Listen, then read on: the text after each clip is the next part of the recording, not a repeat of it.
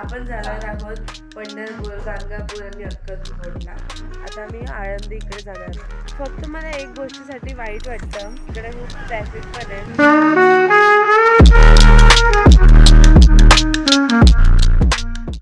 Hi guys, मी तुमची सर्वांची लाडकी का. तर या व्हिडिओमध्ये आपण जाणार आहोत पंढरपूर, गाणगापूर आणि अक्कलकोटला. तर 3 दिवस आहे आणि सगळे लोक तयार होत आहेत. दीदी पण आहे पण ती आता गेली तिकडे.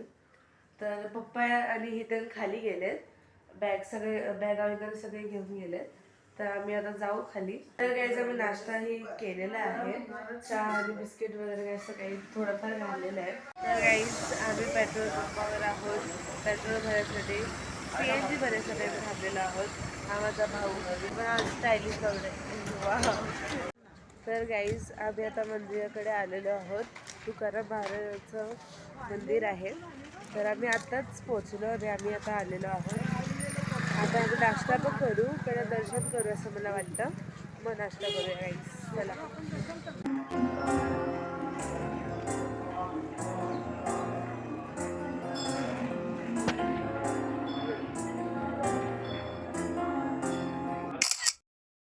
तर गाईज आता आम्ही दर्शन झालेलं आहे आत्ताच.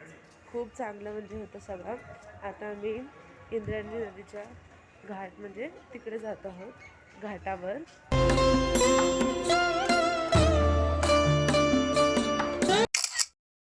तर गाईज आम्ही आता इकडे नाश्ता करायसाठी थांबलेलो. नंतर मिसळ. तर गाईज सगळं झालेलं आहे, दर्शन झालं, नाश्ताही झाला.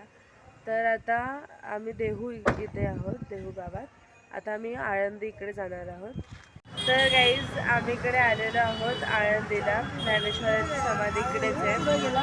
तर आम्ही सगळेजणी झोपलेलो कधीचे, 1 तास लांब होतं देहूपासून.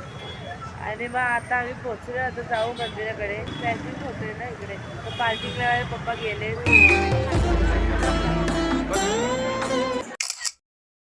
तर गाईज आमचं दर्शन झालेलं आहे. आता ही चालवलेली भिंत आहे ज्ञानेश्वरांनी.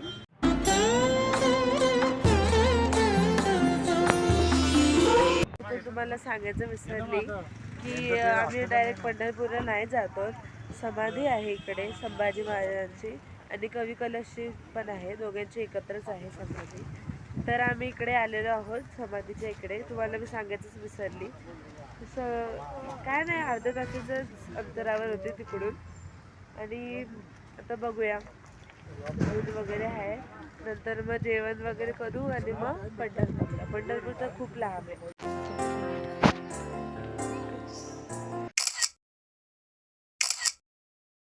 तर गाईज झालेलं आहे समाधीचं दर्शन.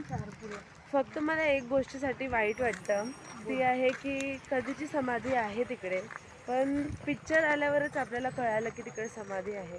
तर हे खूप मला स्वतःसाठी म्हणजे आपल्या सगळ्यांसाठी मला वाईट वाटतं. आपल्याला पहिलाच माहिती पाहिजे होतं की इकडे समाधी वगैरे. पिक्चर काढावं लागतो लोकांना, नंतर आपल्याला कळतं की अच्छा इकडे समाधी आहे. तर हे एक डिसअपॉइंटमेंट आहे. 4 वाजलेले आहेत. आता 4 वाजले. आम्ही आता जेवायला थांबले आणि 1 तासावर पंढरपूर आहे. तर गाईज आम्ही पोचलेलो आहोत पंढरपूरला. 10 वाजलेत आणि आम्ही आता जस्ट पोचलो आणि आता रूम शोधू. आता आम्ही हॉटेलला आलो आहे. इकडेच असे लोकल हॉटेलमध्ये आम्ही आता जेवू थोडंफार.